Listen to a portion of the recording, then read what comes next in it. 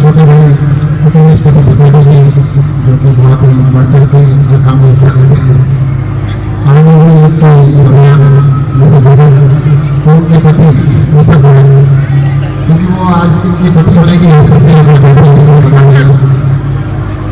आने वाले बाकी सभी पदाधिकारी हैं और यहाँ के सभी निवासियों को इस बहुत ही अच्छे मौके पर मेरी ओर से बहुत बहुत बधाई। आपकी सड़कें बनाई जा रही हैं, लाइटें तो लगाई जा चुकी हैं, सीवर का काम नहीं हुआ और बाकी भी जो काम होंगे जो अभी नहीं हो रहे हैं, आप अखिलेश जी के पीछे बढ़े रहना, काम सारे करा देंगे, चिंता नहीं। उनकी एक खास बात है, आप ये काम बता दिए तुरंत मेरे पास आ जाएंगे कि भाई साहब तुरंत करा था।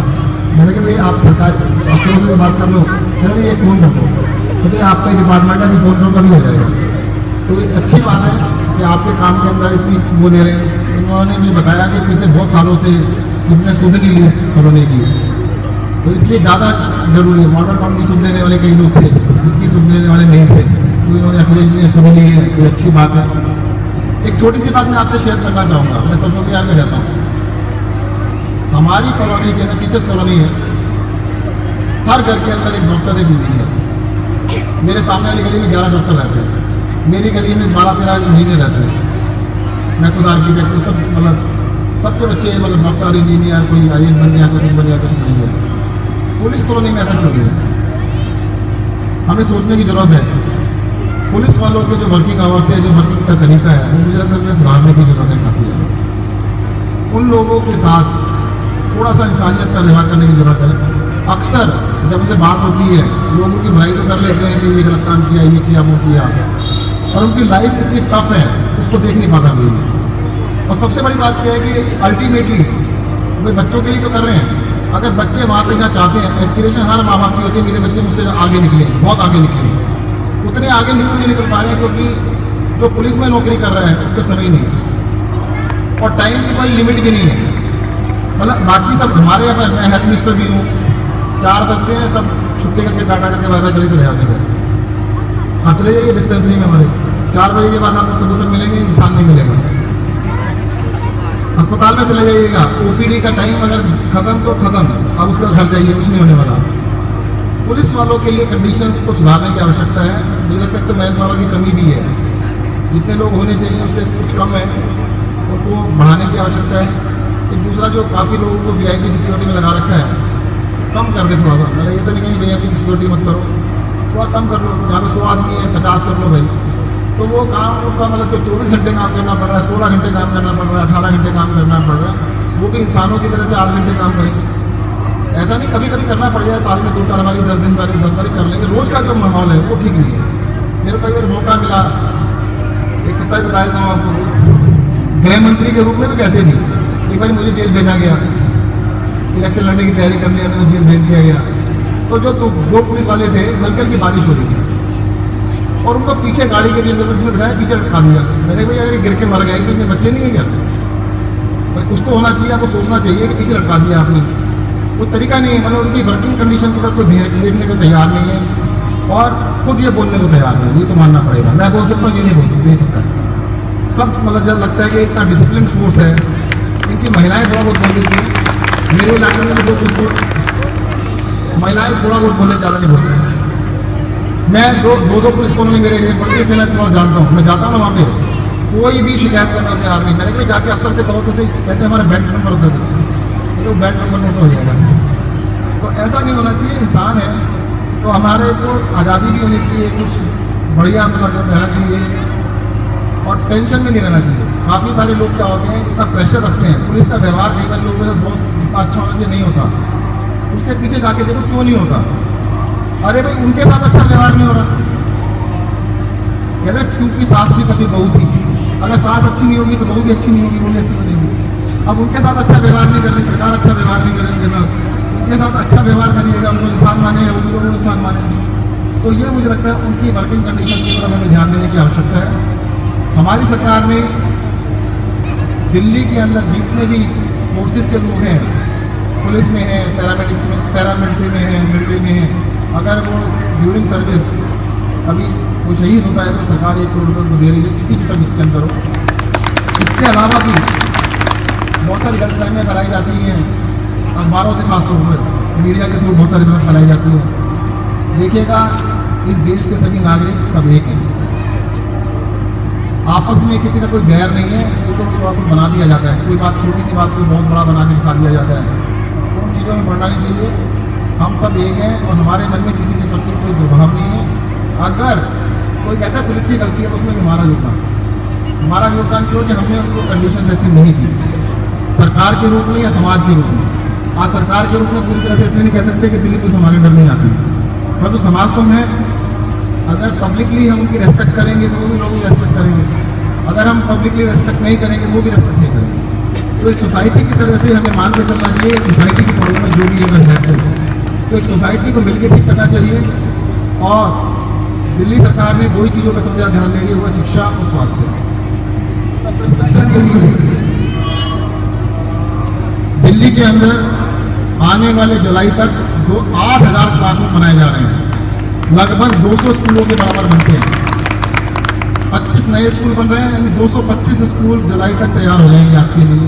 सरकारी स्कूलों में उसके बाद कहीं पर भी 100 बच्चे क्लास में नहीं होंगे, आराम से बैठने की जगह मिलेगी और एडमिशन के लिए मना नहीं होगा।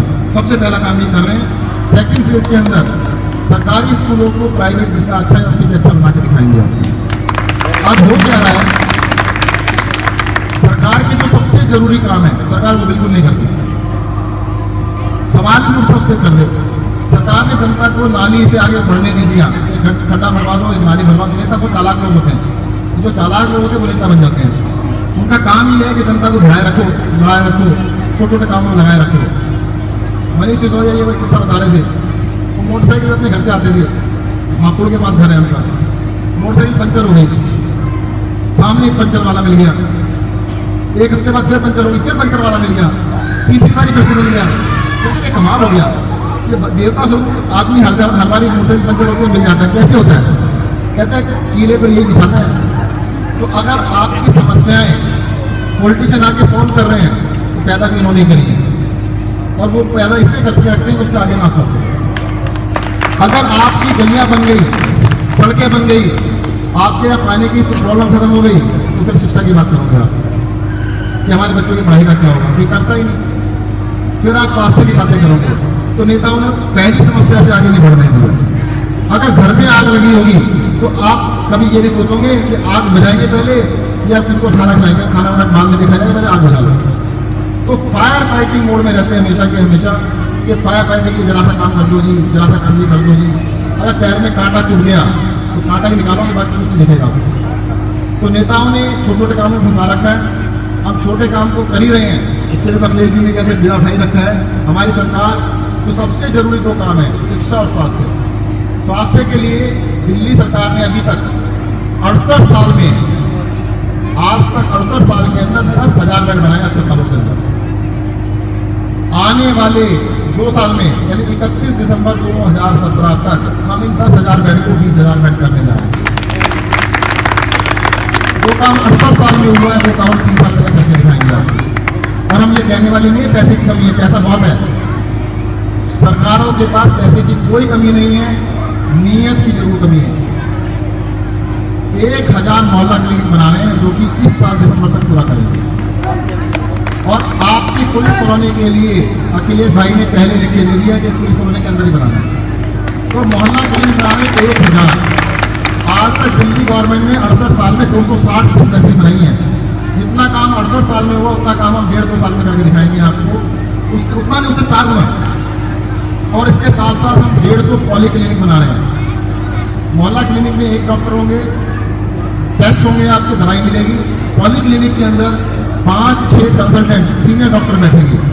बच्चों के डॉक्टर हैं, गायने के डॉक्टर हैं, आपके आंखों के डॉक्टर हैं, ऑर्थो के डॉक्टर हैं, अलग अलग स्पेशलिस्ट बैठेंगे। तो 150 पॉली क्लिनिक वो भी इस साल 2016 के दिसंबर तक एंड तक पूरे किए जाएंगे।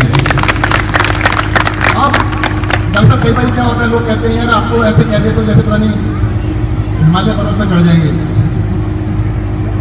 अगर कोई हिमालय पर्वत पर चढ़ने की हिम्मत ही ना करे, कोशिश ना करे, तो चढ़ेगा कैसे? अचीव तो वही करेगा जहाँ तक सोचा रहेगा। हमने अपने टारगेट खुद ही इतने ज़्यादा रखे हैं जिसको अचीव करने के लिए हमें सुनने का समय ना मिले। हमारे सपने इतने बड़े हैं उन सपनों को पूरा करने के लिए हम सो नहीं पाएंगे और उसके लिए आपका सहयोग चाहिए। अभी आपने सुना होगा प्रेमवाड़ी पुल से आजादपुर तक एलिवेटेड रोड बनाई गई। उस रोड को बनाने में 100 करोड़ रुपए बचाए हमने। इसके बाद मंगोलपुरी से मधुबन चौक तक एलिवेटेड रोड बनाई, 425 करोड़ का उसका एस्टिमेट था, 300 करोड़ में कंप्लीट की, 125 करोड़ बचाए। कल उद्घाटन करने जा रहे हैं मधुबन चौक से मुकरबा चौक तक, 425 करोड़ रुपए का खर्चा था, 300 करोड़ में पूरा किया है। तो 350 करोड़ रुपए बचे, मुख्यमंत्री जी ने आदेश दिया है अब ये 350 करोड़ में दिल्ली की सारी जनता को सारी दवाइयाँ मुफ्त, एक फरवरी के सारे डिस्पेंसरियों में, सारे अस्पतालों के अंदर सारी दवाइयाँ देंगे, कोई भी हो, चाहे महंगी हो सस्ती हो, जो भी सारी देंगे। और जितने भी यूजर चार्जेज हैं, जो भी टेस्ट के पैसे, सब मेरी फ्री कर रहे हैं, सब फ्री कर देंगे। कहते हैं जनता का पैसा है। एक तरीका तो ये पॉलिटिशियन क्या करते हैं, एक आजाद मार्केट में फ्लाईओवर बन रहा है, देखा होगा आपने, देखा कभी? कितने साल हो गए? 16 साल हो गए, 16 साल हो गए और बंद पड़ा है। मैंने उनसे कहा भाई तो मुझे दे दो, मैं बनवा देता हूँ। कहते आपको दे दे तो आप तो बनवा दोगे। मैंने बनवाना ही तो, और करना क्या है? कहते फिर राजनीति कैसे चलेगी?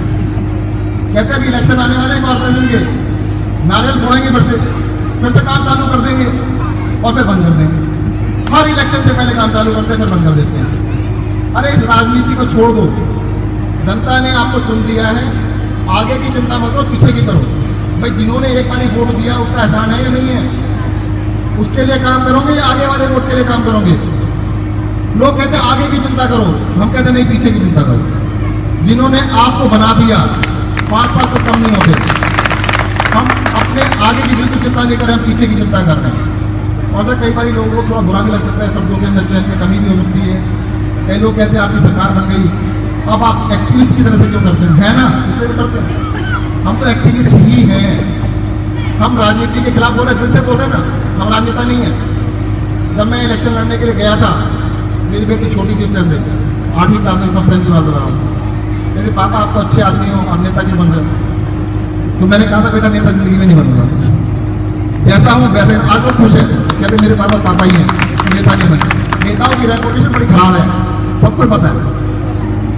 नहीं, उसमें हमारी कमी है, समाज की कमी है। पुलिस वालों की, मैडम कह रही है पुलिस वालों की भी बड़ी खराब है, नेताओं से कम है। नंबर 1 पे नेता ही आते हैं। गिरगिट से किसको सब कहते हैं, गिरगिट जैसा कौन होता है? नेता ही होगा, कौन होगा? तो नेताओं की रेपुटेशन से कोई मुकाबला नहीं कर सकता। तो हमें इस बात की खुशी है कि हम नेता तो नेता थे, ना है, ना कभी बनेंगे, इस बात की गारंटी है। हम आए नेताओं की नेतागिरी खत्म करने के लिए। सर ये पहली बार ऐसा हो रहा है, ये तो पुलिस वाले बैठे सारे, बता दीजिए मेरे साथ कितनी सिक्योरिटी चलती है। दिल्ली का होम मिनिस्टर भी मैं ही हूँ, मेरे अफसर पुलिस वाले साथ ही घूमते हैं, जो मेरे अंडर काम करते हैं ना, सारे सबके साथ पुलिस की सिक्योरिटी साथ में होती है। हम नहीं घूमते, हम कैसे घूमते हैं? सबको पता होगा, कुछ नहीं है। अरे जिस जनता ने हमें बनाया है उस जनता से काहे का डरना है? उनके साथ ही घूमना है, उनके साथ रहना है। सर ये इस टाइम जो बदलाव की बाहर आ रही है, उसमें हमें आपका पूरा सहयोग चाहिए। हमारी जो ड्यूटी है पूरी करेंगे, और हमें पता है कि पहले कुछ गलतियाँ हुई हैं, उन गलतियों को किसी ने भी किया हो। मैं ये नहीं कहता पहली सरकारों ने गलती की है, अब हमारी जिम्मेदारी इसको ठीक करना। अगर पहली सरकार ने कुछ नहीं किया तो मैं ये नहीं कहूँ उसने ये नहीं किया, ये नहीं किया, अब तो हम करेंगे ना। अखिलेश जी उसी चीज़ पे चल रहे हैं, आगे की जिम्मेदारी इनकी है। आप इनके पीछे पड़े रहना, छोड़ना मत, सोने मत देना। बाकी ये मुझे नहीं सोने देगा, इसके गारंटी है। धन्यवाद, जय हिंद।